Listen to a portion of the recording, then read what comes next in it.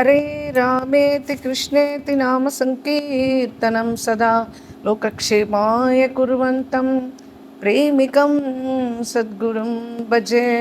जय बोलो श्री प्रेमिकेंद्र सद्गुरुनाथ महाराज की जय। सर्व संतनों की जय। नमः पार्वती पतये हर हर महादेवा। गोपिका जीवन स्मरणं கோவிந்தா கோவிந்தா. ராதே கிருஷ்ணா சகீஸ். இன்றைய தினம் தேவிகள் விஷயமாக எந்தெந்த இடத்துல என்னென்ன தேவி பிரசித்தம், எதெல்லாம் சக்தி பீட்டம், இதெல்லாம் நம்ம விரிவாக பார்க்க போகிறோம். அகஸ்தியர் கூறினார், ஏ பார்வதி நந்தனா, மகாதேவருடைய ஆக்ஞையினால் உலகம் முழுவதும் ஆனந்தத்தை அளிக்கும் நந்தி தேவிகள் விஷயமாக எவ்விதமான விவகாரம் எடுத்துக்கொண்டார், அதை சொல்லும். ஏ தேவா, காசி க்ஷேத்திரத்தை ரட்சிப்பதற்காக எந்தெந்த தேவதைகளை பிரதிஷ்டை செய்தாய் என்பதையெல்லாம் கிருப்பையுடன் யதார்த்த ரீதியில் சொல்ல வேண்டும் என்றார். முருகப்பெருமான் அகஸ்தியரின் வார்த்தையை கேட்டு ஆனந்தவனத்தில் எந்தெந்த தேவிகள் எங்கெங்கே ஆனந்தமாக இருக்கிறார்கள் என்பதை வர்ணிக்கத் தொடங்கினார். வாரணாசி புரியில் காசி க்ஷேத்திரத்துக்கு பரம இஷ்டாதாத்ரியான பகவதி விசாலாட்சி தேவி தனக்கு பின்புறத்தில் கங்கையிலேயே விஷாலம் என்னும் பெயரும் உள்ள ஒரு தீர்த்தத்தை அமைத்து கொண்டு இருக்கிறாள். மேற்கூறிய அந்த விஷால தீர்த்தத்தில் ஸ்நானம் செய்து விசாலாட்சி தேவியை வணங்கியவுடன் 2 லோகத்திற்கும் மங்களத்தை அருளும் விசாலலக்ஷ்மியின் சௌபாகியத்தை முதலில் அடைவோம். ஏ கும்பமுனியே, புரட்டாசி மாதம் திருத்தியன்று இரவு விசாலாட்சியின் சமீபத்தில் கண் விழித்திருந்து பிராதகாலத்தில் 14 குமாரிகளுக்கு முடிந்த மட்டும் மாலை, வஸ்திரம், பூஷணம் இவைகளை அளித்து மன சந்தோஷத்துடன் அவர்களுக்கு போஜனம் அளிக்க வேண்டும். பிறகு தனது புத்திரன், தனது குடும்பத்தார், சேவகன் அவர்களுடன் சேர்ந்து கொண்டு பாரணை செய்ய வேண்டும். அப்படி செய்பவர்கள் காஷிவாசத்தின் பூர்ண பலனை பெறுவார்கள். காசிவாசிகள் யாவரும் கஷ்டம் நீங்கி சாந்தமாக இருப்பதற்கும் மோட்சலக்ஷ்மியை அடைவதற்கும் முழு மனதுடன் மேற்கூறிய திதியில் விசாலாட்சி கோயிலுக்கு மகா யாத்திரையாக செல்ல வேண்டும். வேறு நாடுகளிலிருந்து வந்தவர்கள் கூட தூபம், தீபம், வாசனை புஷ்பங்கள், சுவையுள்ள நிவேதனங்கள், மணி, முத்து இவைகளால் அலங்கரித்து விசித்திரமான மேற்கட்டி, அப்படின்னா அந்த மேலே பந்தல் மாதிரி போடுறது, சாமரம், வாசனை திரவியங்கள், புது வஸ்திரங்கள் இவைகளை அனைத்தையும் சமர்ப்பித்து விசாலாட்சி தேவியை பூஜை செய்ய வேண்டும். ஏனென்றால் அகஸ்திய முனிவரே, சாது ஜனங்கள் மோட்சலட்சுமியை அடைவதற்காக ஒரு அற்ப பொருளாயினும் சமர்ப்பித்தால் கூட அவர்கள் 2 உலகங்களிலும் முடிவில்லாமல் வசிக்கிறார்கள். இந்த விசாலாட்சியின் இது மகாபீட்டம். இந்த மகாபீட்டத்தில் தானம், ஜபம், ஓமம், சோஸ்திரம் இவைகளை செய்தால் அதனுடைய முடிவு மோட்சமாக ஆகிறது. இது பற்றி கொஞ்சம் கூட ஆலோசிக்க வேண்டாம். கன்னிகைகள் விசாலாட்சியை பூஜித்தால் குணம், சீலம் இவைகளால் பூஷிதனான தனவானான பதி கிடைப்பான். புத்திர ரத்தனத்தையும் அடைவார்கள். மலடிகள் கர்ப்பவதியாக ஆவார்கள். சௌபாகியம் இல்லாத ஸ்திரீ மிகவும் சௌபாகியவதியாக ஆவாள். விதவைகள் அடுத்த ஜென்மத்தில் அந்த வைதவிய துக்கத்தை அனுபவிக்க மாட்டார்கள். எவ்வளவு என்றுதான் கூறுவது?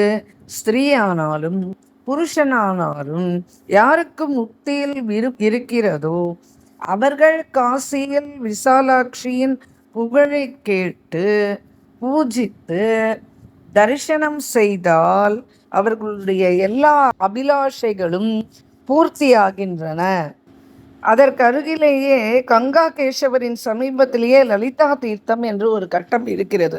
அங்கு கஷேத்திரத்தை ரட்சிக்கும் லலிதா தேவி பிரசன்னமாகிறாள். மிகவும் முயற்சியுடன் எல்லா சம்பத்துக்களும் பெறும் நிமித்தம் அவளுடைய பூஜையையும் நாம் செய்ய வேண்டும். ஏனென்றால் லலிதையை பூஜிப்பவர்களுக்கு யாதொரு விக்னமும் ஏற்படாது. ஐப்பசி மாதம் அஸ்வினி நட்சத்திரம் கிருஷ்ணபக்ஷத்து துவிதியை அன்று லலிதா தேவியை பூஜிப்பதனால் ஸ்திரீயானாலும் புருஷனானாலும் வாஞ்சித்த பலனை அடைவார்கள். லலிதா கட்டத்தில் ஸ்நானம் செய்து லலிதா தேவியை வணங்கி முடிந்த மட்டும் ஸ்துதி செய்வதனால் எங்குமே சௌந்தரியத்தை காணும் மங்களம் உண்டாகும். ரிஷிவரரே, விசாலாட்சிக்கு முன்பாகவே உலகமே பூஜிக்கும் கௌரி இருக்கிறாள். அவள் காசியில் வசிக்கும் பக்திமான்களுடைய இடையூறுகளை நாசம் செய்கிறாள். ஐப்பசி மாதம் நவராத்திரி முழுவதும் மிக முயற்சியுடன் அவளுடைய கோவிலுக்கு யாத்திரையாக செல்ல வேண்டும். ஏனென்றால் அந்த விஸ்வபுஜா கௌரி எல்லா விருப்பங்களையும் நிறைவேற்றி வைக்கிறாள். காசியில் விஸ்வபுஜா தேவியை வணங்காத துராத்மாக்களுக்கு இடையூறு இல்லாத சாந்தி எவ்விதம் கிட்டும்? எப்படி கிட்டும்?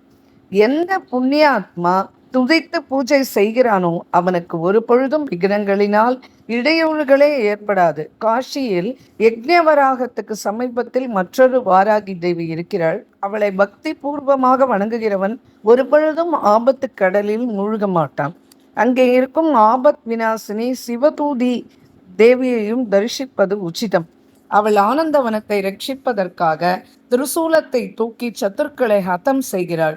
ருத்ரேஸ்வரருக்கு தெற்கு பக்கத்தில் சிறந்த யானையை கட்டிய ரதத்தில் ஏறிக்கொண்டு கையில் வஜ்ராயுதத்தை தாங்கிக் கொண்டு ஐந்திரி தேவி இருக்கிறாள். அவளை பூஜிப்பதனால் எப்பொழுதும் சர்வ சம்பத்துக்களை அவள் அருளுகிறாள். ஸ்கந்தேஸ்வரருக்கு சமீபத்தில் மயில்வாகனத்துடன் கௌமாரி தேவி இருக்கிறாள். மகத்தான புண்ணிய லாபம் கிடைக்க வேண்டும் என்றால் அவளை தரிசனம் செய்ய வேண்டும். மகேஸ்வரருக்கு தென்பக்கத்தில் மாகேஸ்வரி தேவி இருக்கிறாள். அவள் ரிஷபத்தின் மேல் ஆரோக்கித்து விளங்குகிறாள். அவளை பூஜிப்பதால் நமக்கு தர்ம அபிவிருத்தி ஏற்படும். மோட்சத்தில் விருப்பம் உள்ளவர்கள் நிர்வாண நரசிம்மர் சமீபத்தில் சக்கரத்தை சுழட்டி கொண்டிருக்கும் ஹஸ்தா நரசிம்மி தேவியை அர்ச்சிப்பது அவசியம். பிரம்மேஸ்வரருக்கு மேற்கில் ஹம்சவாகனத்தில் அமர்ந்து பிரம்மாதேவி இருக்கிறாள். அவள் கமண்டலுவிலிருந்து விழும் ஜலத்தை உள்ளங்கையில் ஏந்தி தெளித்து சத்துருக்களை ஸ்தம்பிக்க செய்கிறாள். பிரம்மவித்தியின் எழுச்சியை விரும்புபவர்களான காஷிபுரியில் இருக்கும் பிராமணர்களும் சந்நியாசிகளும் ஆத்ம தத்துவ போதத்தை விரும்புபவர்களும் பிரதிதினம் அவளை பூஜிக்க வேண்டும். காஷிபுரியில் சார்ங்கம் என்னும் வில்லில் மிக்க கூர்மையான பானங்களை ஏற்றி விக்னங்களை எங்கும் அங்குமாக சிதறடிக்கும் நாராயணி தேவியை ஆசிரியிக்க வேண்டும். கோபி கோவிந்தருக்கு மேற்கு பக்கத்தில் சுண்டு விரலால் சக்கரத்தை சுழற்றி கொண்டிருக்கும் நாராயணியை ஒருவன் காசியில் வணங்கினால் அவனுக்கு மிக்க மேன்மை உண்டாகும். தேவயானைக்கு உத்தர திசையில் விருபாட்சி கௌரியை பக்தி பூர்வமாக பூஜித்தால் ஒருவன் வாஞ்சித பலனை அடைவான். சைலேஸ்வரிக்கு சமீபத்தில் இருக்கும் சைலேஸ்வரி கௌரியை அவசியம் பூஜிக்க வேண்டும். அவள் தனது வலது கை சுண்டு விரலினால் பக்தர்களுக்கு சங்க தோஷத்தால் ஏற்படும் உட்பாதங்களை விளக்குகிறாள். பக்திமான் விசித்திர பலனை அளிக்கும் சித்திரகூபத்தில் ஸ்நானம் செய்து சித்திரகுப்தேஸ்வரரை தரிசனம் செய்து சித்திரகண்டா தேவியை பூஜித்தால் அவன் அநேக பாதகங்கள் நிரம்பியவனாயினும் சரி, தர்ம மார்க்கத்திற்கு புறம்பாயிருந்தாலும் சரி, அவன் சித்திரகண்டாவை பூஜை செய்வதால் சித்திரகுப்தனுடைய கணக்கில் வரமாட்டான். நரனானாலும் நாரியானாலும் யாராயிருந்தாலும் சித்திரகண்டாவை பூஜிக்கவில்லையானால் காசியில் அவனுக்கு பதத்துக்கு பதம் இடையூறுகள் ஏற்பட்டு கொண்டிருக்கும். சித்திரை மாதத்து சுக்லபக்ஷ துவிதியை அன்று மிக்க முயற்சியுடன் அவனுடைய கோவிலுக்கு யாத்திரையாக சென்று கோலாகல மகோத்சவம் நடத்தி இரவு கண் விழித்து அநேக விதமான உபச்சாரங்களோடு பூஜை செய்து சித்திரகண்டாவை அர்ச்சித்தால் அவன் யமராஜனுடைய வாகனமான எருமையின் கழுத்தில் கட்டியிருக்கும் மணியின் ஓசையை கேட்க மாட்டான். சித்ராங்கதேஸ்வரருடைய பூர்வ பாகத்தில் எழுந்தருளி இருக்கும் சித்திரக்ரீவா தேவியை வணங்குவதால் அவர்களுக்கு விசித்திரமான யம போதனைகள் ஒரு பொழுதும் உண்டாகாது. பத்ரவாபியில் ஸ்நானாதி காரியங்கள் முடித்துக்கொண்டு பத்ரநாகத்திற்கு முன்னால் இருக்கும் பத்ரகாளியை தரிசித்தால் எங்கும் அமங்கலமான முகங்களை பார்க்க மாட்டான். சித்தி விநாயகருக்கு கிழக்கு பாகத்தில் இருக்கும் அரசித்தி தேவியை பூஜிக்கும் சாதுக்களுக்கு மகா சித்திகள் ஏற்படுகின்றன. விதீஸ்வரருக்கு சமீபத்தில் இருக்கும் விதி தேவியின் நானாவிதமான திரவியங்களினால் விதிப்படி பூஜித்தால் அநேக விதமான சித்திகளை பெறுவார்கள். பிரயாகை கட்டத்தில் ஸ்நானம் செய்து விலங்கு அதாவது பஞ்சனியான வந்தி தேவியை அர்ச்சனை செய்வதால் மனிதன் இரும்பு விலங்குகளால் கட்டப்பட மாட்டான். விலங்கு மாட்டக்கூடிய அளவிற்கு அபராதம் செய்தவர்கள் அதிலிருந்து விலகுவதற்கு ஒரு மங்களவாரமும் பக்தியுடன் ஒருவேளை உணவு உண்டு காசியில் நிகட பஞ்சமி வந்தி தேவியை பூஜை செய்வது நல்லது. அப்படி பூஜை செய்தால் அந்த தேவி சம்சார பந்தங்களை அரித்து எரிகிறாள். அப்படி இருக்கும்போது சாதாரண விலங்குகள் ஏமாற்றம். காஷியில் சிரத்தையுடன் வந்தி தேவிக்கு சரண சேவகனாய் இருந்த ஒருவனுக்கு உரிய பந்து ஒருவன் பரதேசத்தில் கைதியானால் கூட விடுபடுகிறான். மனதில் ஏதாவது சந்தேகம் இருந்தால் நியமபூர்வமாக நியமங்களை விளக்கும் வந்தி தேவியை பூஜித்தால் பூஜித்தவர்களுடைய மனோரதங்களை உடனே பரிபூர்ணமாக்கி விடுவாள். கையில் உலக்கையும் ஒளியும் தரித்து கொண்டு பக்த ஜனங்களின் பந்தனங்களை அறுத்து எரிபவளும் தீர்த்தராஜருக்கு சமீபத்தில் இருப்பவளுமான பகவதி வந்தி தேவி நமது எந்த விருப்பங்களைத்தான் நிறைவேற்ற மாட்டாள். பசுபதீஸ்வரருக்கு பின்பக்கத்தில் அமிர்தேஸ்வரருக்கு அண்டையில் அமிர்தேஸ்வரி தேவி இருக்கிறாள். மிகவும் சிரமப்பட்டவாது அந்த அமிர்த கூபத்தில் ஸ்நானம் செய்து அவளை தரிசனம் செய்ய வேண்டும். பக்தி பாவத்துடன் அமிர்தேஸ்வரி தேவியை பூஜித்து அவளுடைய சரணார விந்தங்களை சேவித்தால் நிச்சயமாக அமுத நிலை நமக்கு கிடைக்கும். வலது கையில் அமிர்த பாத்திரம், இடது கையில் அபயம் அளிக்கும் முத்திரையுடன் கூடின அந்த மகாமாயையை தியானம் செய்தால் அமிர்தத்துவத்திற்கு அருகதையாக மாட்டார்கள். அதே அதாவது மரணம் இல்லாமைக்கு அருகதையாக மாட்டார்கள். அதே அமிர்தேஸ்வருக்கு மேற்கு பக்கத்தில் பிரபிதா மகேஸ்வர லிங்கத்துக்கு முன்னால் ஜெகன்மாதா சித்தலட்சுமி எழுந்தருளியிருக்கிறாள். அவள் சகல சித்திகளையும் அருள்பவர். சித்தலட்சுமியின் கோவிலில் தாமரை வடிவில் லட்சுமி தேவி எழுந்தருளியிருக்கிறாள். அவளும் சகல சித்தியை அருள்பவள். சித்தலட்சுமியின் கோவிலில் தாமரை வடிவில் லக்ஷ்மி விலாசம் என்ற பெயருடன் இருக்கிறது. அதை பார்த்தால் யாருக்குத்தான் லக்ஷ்மி கடாட்சம் ஏற்படாது. பிரபிதாமகருடைய மேற்கு பக்கத்தில் நடகூபேஸ்வரருக்கு முன்னால் ஜெகஜனனி குப்ஜா தேவி இருக்கிறாள். அவளையும் சேவிப்பது அவசியம். அவளை சேவிப்பதனால் தேவி சமஸ்த உட்பாதகங்களையும் விளக்குகிறாள். அதனால் தங்களுக்கு மங்களங்களை விரும்புபவர்கள் மிக்க கருத்துடன் அவளை வணங்க வேண்டும். நலகோபேஸ்வரருக்கு மேற்கு பக்கத்தில் குப்ஜாம்பரேஸ்வரர் என்னும் ஒரு லிங்கம் இருக்கிறது. அதே ஸ்தானத்தில் அபீஷ்டங்கள் அளிக்கும் திரைலோக்கிய சுந்தரியான கௌரி பூஜிக்க தகுந்தவளாகிறாள். திரைலோக்கிய சுந்தரி தேவி 3 லோகங்களுக்கும் சித்தி அளிக்க வல்லவள். அவளை பூஜை பண்ணும் சுமங்கலிகள் வைதவியத்தை அடையவே மாட்டார்கள். சம்பாதித்தியருக்கு அண்டையில் அதாவது சூரிய குண்டத்துக்கு அருகில் தீப்தா என்னும் மகாசக்தி இருக்கிறது. அவளை பூஜித்தால் லக்ஷ்மி கடாட்சத்தோடு விளங்குவார்கள். ஸ்ரீகண்டேஸ்வரருக்கு சமீபத்தில் ஜெகத்தாத்ரி மகாலட்சுமி தேவி இருக்கிறாள். அந்த லக்ஷ்மி குண்டத்தில் ஸ்நானம் செய்து ஜெகதம்பியை பூஜை செய்ய வேண்டும். அந்த லக்ஷ்மி குண்டத்தின் கரையில் விதிப்படி பித்திருக்களுக்கு தர்ப்பணம் பண்ணி அநேக விதமான தானங்களை செய்வதனால் ஒருவன் லக்ஷ்மியின் அருளை அடைகிறான். சாதகர்களுக்கு பரமசித்தியை கொடுக்கக்கூடிய லக்ஷ்மி கஷேத்திரம் என்னும் மகாபீட்டம் அது. அங்கு மந்திர சாதனம் பண்ணுபவர்கள் அனாயாசமாக சித்திகளை அடையலாம். காசியில் சித்தியை அளிக்க வல்ல அநேக பீட்டங்கள் இருக்கின்றன. ஆனால் மகாலட்சுமிக்கு சமமான லட்சுமி பீட்டத்துக்கு மேல் ஒன்றும் கிடையாது. ஐப்பசி மாசம் அஷ்டமி அன்று இந்த மகாலட்சுமி பீட்டத்துக்கு யாத்திரையாக சென்று வருகிறவருடைய வீட்டை விட்டு மகாலட்சுமி ஒரு காலம் விலக மாட்டாள். மகாலட்சுமி காசியில் விதிப்படி தன்னை பூஜித்தவர்களை ஒரு பொழுதும் கைவிட மாட்டாள். மகாலட்சுமிக்கு வடக்கு பக்கத்தில் கோடாலியும் கையுமாக ஹயகண்டி என்னும் தேவி இருக்கிறாள். அவள் தினந்தோறும் காசியில் பக்தர்களின் இடையூறுகளாகிய பெரிய பெரிய மரங்களை வெட்டி வீழ்த்தி கொண்டிருக்கிறாள். மகாலட்சுமிக்கு தெற்கு பக்கத்தில் கௌர்மி என்னும் சக்தி இருக்கிறாள். அவள் கையில் பாசத்துடன் விளங்குகிறாள். அவள் பிரதிக்ஷணமும் இந்த கஷேத்திரத்தின் இடையூறுகளை பாசத்தினால் கட்டி கொண்டிருக்கிறாள். அவளை பூஜிப்பதால் மனிதன் கஷேத்திர சித்தி அடைகிறான். அதுபோலவே கஷேத்திரத்துக்கு பரம ரட்சையை கொடுக்கக்கூடிய சிகிண்டி தேவி என்பவள் வாயு கோணத்தில் இருக்கிறாள். அவள் மயிலை போன்ற குரலுடன் கூடியவளாக விக்னரூபமான சர்வங்களை சாப்பிட்டு விடுகிறாள். அவள் தரிசன மாத்திரத்திலேயே சமஸ்த வியாதிகளும் நீங்குகின்றன. பீமேஸ்வரருக்கு முன்னாலேயே பாசத்தையும் அங்குசத்தையும் தரித்து கொண்டிருக்கின்ற பீமா சண்டி தேவி தனக்கே உரிய பயங்கர கம்பீர தோற்றத்துடன் கஷேத்திரத்தின் வடக்கு பாகத்தை ரட்சித்துக் கொண்டிருக்கிறாள். ஒருவன் பீம குண்டத்தில் ஸ்நானாதி கர்மங்களை முடித்துக்கொண்டு பீம சண்டி தேவியை தரிசனம் செய்தால் அந்த புண்ணியாத்மா பயங்கரமான யமராஜருடைய தூதர்களை ஒரு காலம் பார்க்க மாட்டான். ரிஷபத்வஜருக்கு தட்சிண பாகத்தில் சாகவக்திரேஸ்வரி என்னும் தேவி இருக்கிறாள்.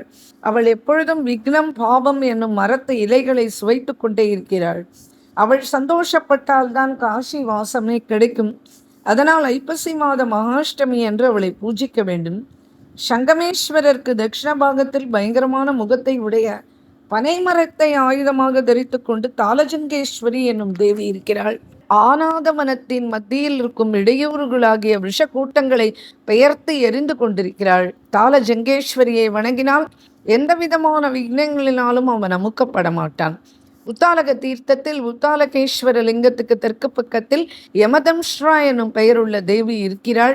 அவள் விக்ன சமூகங்களை சுவைத்து துப்பி விடுகிறாள். உத்தாலக தீர்த்தத்தில் இருக்கும் யமதம்ஸ்ரா தேவியை வணங்கினவர்கள் பெரியதான பாபங்கள் செய்த போதிலும் கூட யமராஜரிடம் அவர்கள் கொஞ்சம் கூட பயப்பட வேண்டாம்.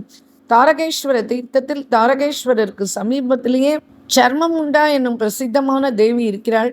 அவளுடைய உள்நாக்கு வரைக்கும் முகம் பாதாளத்திலும் மேலுதடு ஆகாசத்திலும் கீழுதடு பூமியிலும் இருக்கிறது. அவள் பிரம்மாண்டம் பூரா விழுங்க பார்க்கிறாள். அவள் ஒட்டிய வயிறுடனும் இறுகிய நரம்புகளுடன் கூடிய தேகத்துடன் கஷேத்திரத்தின் கிழக்கு பாகத்தை விக்ன சமூகத்திலிருந்து மீட்டு கொண்டிருக்கிறாள். அவள் கைகளில் மண்டையோடும் கத்தியும் இருக்கின்றன. 1000 புஜங்களோடு சோபிக்கிறாள். குட்டி பார்வையுடன் விளங்குகிறாள்.